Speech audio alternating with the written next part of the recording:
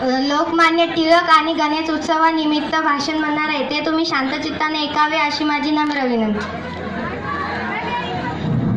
बाप्पा आले माझ्या दारी, शोभा आली माझ्या घरी, संकट घेट समावून घे देवा, आशीर्वाद दे आम्हाला भरभरून, आशीर्वाद दे आम्हाला भरभरून.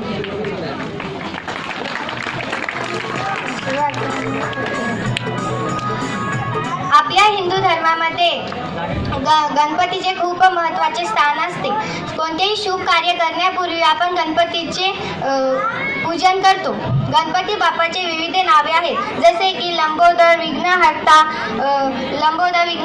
एकदंता, वक्रतुंड, गणेश, हरेबी आहेत. गणपती बाप्पाला बुद्धीचे दैवत आहे.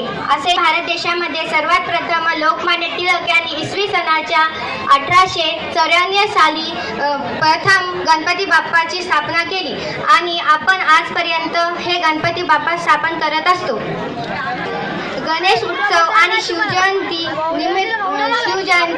साजरा करण्याचा त्यांचा एकच उद्देश होता. हे उद्देश होता की तरुणां आणि लोकांमध्ये राष्ट्रप्रेम निर्माण व्हावे आणि ते राष्ट्रप्रेम निर्माण होण्यासाठी त्यांनी खूप प्रयत्न केले होते.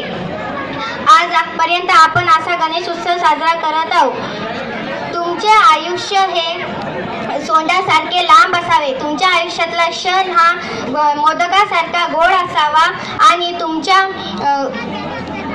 अडचणी ह्या उंदरासारख्या लहान असाव्या, हीच माझी प्रार्थना. धन्यवाद.